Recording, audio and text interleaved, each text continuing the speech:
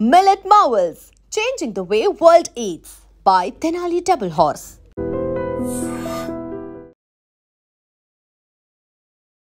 నాగర్ కర్నూల్లో మరోసారి గుప్త నిధులకు సంబంధించిన ఒక ఘటన వెలుగులోకి వచ్చింది. అదేంటి అంటే గుప్త నిధులు ఎక్కడున్నాయి ఏంటి అని నాకు తెలుస్తుంది, నేను చెప్పగలుగుతాను అని నమ్మబలికి ఒక అతని దగ్గర నుంచి ఈ రంగస్వామి అనేటటువంటి వ్యక్తి 5 లక్షలు తీసుకున్నాడు. గుప్త నిధులు అక్కడున్నాయి ఇక్కడున్నాయి, నేను వెతికి చెప్తాను, నాకు తెలుసు, గతంలో కూడా నేను చాలా సందర్భాల్లో చాలా మందికి చెప్పాను, అక్కడికి వెళ్ళి వెతికితే గుప్త నిధులు దొరికాయి, వాళ్ళు ఇప్పుడు ఆ పొజిషన్లో ఉన్నారు ఈ పొజిషన్లో ఉన్నారు అని ఈ రంగస్వామి అనే వ్యక్తి నమ్మబలకడం, 5 లక్షలు అడ్వాన్స్గా తీసుకోవడం, తీసుకున్న తర్వాత ఇప్పుడు ఎవరైతే గుప్త నిధులు ఎక్కడున్నాయి చెప్తాడు అని డబ్బులు ఎవరైతే ఇచ్చాడో ఆయన మీద, రంగస్వామి మీద ఒత్తిడి తేవడం స్టార్ట్ చేశాడు. ఇప్పుడు ఈ వ్యక్తి పేరు వచ్చేసి పులేందర్ గౌడ్. ఈయన చేపల వ్యాపారం చేస్తూ ఉంటాడు. మరి వీళ్ళిద్దరికీ ఎలా పరిచయం ఉంది ఏంటి అనేది కూడా పూర్తి స్థాయిలో సమాచారం అయితే బయటికి రాలేదు. బట్ ఈ పులేందర్ గౌడ్ ఈ గుప్త నిధులకు సంబంధించిన నిధులు ఉంటాయి, ఆ నిధులు మనకు దొరకచ్చు, కరెక్ట్గా చెప్పే పర్సన్ ఉంటే అది ఏమీ అసాధ్యం కాదు, గుప్త నిధులు ఎవరికైనా ఎప్పుడైనా ఎక్కడైనా దొరకచ్చు, కానీ కొంచెం దాని గురించి తెలిసిన వాళ్ళు చెప్తే కరెక్ట్గా ఉంటుంది అని చాలా నమ్మకంగా ఇప్పుడు రంగస్వామి దగ్గరికి వెళ్ళి చెప్తే 5 లక్షలు తీసుకున్నాడు రంగస్వామి. ఆ తర్వాత రేపొస్తా మాపొస్తా, నేను ఇంకా వెతుకుతున్నా, నాకు ఇంకా కలలో కూడా కనిపించలేదు, ఆ గుప్త నిధులు ఎక్కడున్నాయి ఏంటి అనేది కూడా నాకు తెలవాలి అని అట్లా కాలయాపన చేస్తూ వెళ్తూ ఉన్నాడు. దీంతో ఇంకా ఓపిక పట్టలేక ఇప్పుడు పులేందర్ గౌడ్ ఎవరైతే 5 లక్షలు రంగస్వామికి ఇచ్చాడో ఒత్తిడి చేయడం స్టార్ట్ చేశాడు. నువ్వు నెలనో 2 నెలల్లో ఎప్పుడో నువ్వు గుప్త నిధులు ఎక్కడున్నాయో చెప్తా అన్నావు కదా, మరి ఇంతవరకు చెప్తలేవు, 5 లక్షలు నీకు ఇచ్చిన పైసలన్నీ వేస్ట్ అయినాయి కదా, నా పైసలు తిరిగి ఇచ్చేయని ఒత్తిడి చేయడం స్టార్ట్ చేశాడు. దీంతో ఏం చేయలేక ఈయన రంగస్వామి ఏం చేశాడు, నువ్వు ఇంకో 5 లక్షలు ఇస్తేనే నేను ఆ గుప్త నిధుల జాడ ఏడుందో నేను చెప్తా, లేకపోతే నేను చెప్పను. చెప్పకపోగా పులేందర్ గౌడ్కి బెదిరించాడు రంగస్వామి. ఏమని అంటే, ఓ స్వామీజీకి నేను చెప్పి ఆ గుప్త నిధులు ఎక్కడైతే ఆ చోటు ఉందో వాటన్నిటినీ కూడా భస్మం చేయిస్తా అనేటువంటి మాట చెప్పిండు. ఆల్రెడీ 5 లక్షలు ఇచ్చుకున్నాడు, ఇంకో 5 లక్షలు డిమాండ్ చేయడమే కాకుండా రంగస్వామి ఉల్టా పులేందర్ గౌడ్ ఆయనని బెదిరించడం స్టార్ట్ చేశాడు. నువ్వు ఒకవేళ ఇంకో 5 లక్షలు ఇవ్వకుంటే పూర్తి స్థాయిలో ఈ గుప్త నిధులు ఎక్కడైతే ఉన్నాయో వాటన్నిటిని కూడా ఒక స్వామీజీతో నేను భస్మం చేయిస్తా అని బెదిరించడంతో ఇంకా పులేందర్ గౌడ్కి కోపం తారస్థాయికి చేరుకుంది. యాక్చువల్లీ గుప్త నిధులు అనేదే అసలు ఒక మూఢనమ్మకమా?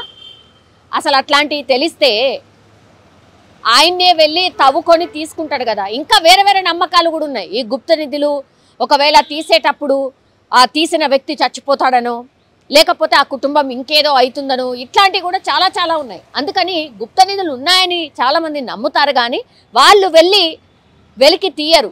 ఎవరినో ఇప్పుడు రంగస్వామి లాంటి పర్సన్ని ఇన్వాల్వ్ చేస్తూ వాళ్ళ ద్వారా తీసుకుంటారు. ఇప్పుడు ఈ స్టోరీలో కూడా అదే జరిగింది. నాగర్ కర్నూలుకి సంబంధించిన ఈ ఇన్సిడెంట్ బయటకు ఎందుకు వచ్చిందంటే, ఇప్పుడు ఇలాగే రంగస్వామి అట్లనే చేస్తున్నాడు, ఇంకా నన్ను బెదిరిస్తాడా అని పులేందర్ గౌడ్ కోపం పెంచుకొని ఇంకో 4గురితోని కలిసి రంగస్వామిని దావతుంది రా, నేను ఇక్కడ నిన్ను కలుస్తాను అని రంగస్వామిని దావత్ పేరు మీద పిలిపించడం జరిగింది. ఇప్పుడు పులేందర్ గౌడ్తో పాటు ఇంకో 4 స్నేహితులు కూడా ఆ దావత్లో పాల్గొన్నారు. దీంతో ఆల్రెడీ పథకం ప్రకారమే ఖచ్చితంగా రంగస్వామిని చంపాలి అని పులేందర్ గౌడ్ డిసైడ్ అయ్యింది. దీంతో ఆయన రాగానే ఆయన తాగినటువంటి కళ్ళు కావచ్చు, లేకపోతే ఆయన తిన్నటువంటి ఫుడ్లో కావచ్చు, మత్తు పదార్థాలని కలిపిండు. దీంతో కళ్ళు తాగిండు, అట్లాగే ఆ ఫుడ్ని కూడా తిన్నాడు రంగస్వామి. అపస్మారక స్థితిలోకి చేరుకున్నాడు. దీంతో దగ్గరలో ఉన్నటువంటి అటవీ ప్రాంతం ఏదైతే ఉంటుందో ఆ అటవీ ప్రాంతంలోకి తీసుకువెళ్ళి అది పూర్తిగా ఒక మామిడి తోటలోకి తీసుకువెళ్ళిన తర్వాత ఇనుప రాడ్తోనే రంగస్వామి నెత్తిపైన కొట్టి ఆల్రెడీ ఎక్కడైతే అతన్ని పాతి పెట్టాలో గుంట కూడా తవ్వి పెట్టుకున్నారు పథకం ప్రకారం.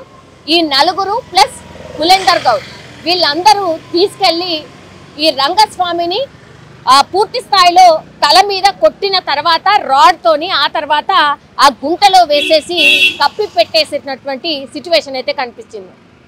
ఇది ఏ రోజు జరిగిందంటే జూలై 29వ తారీఖున ఇన్సిడెంట్ జరిగింది.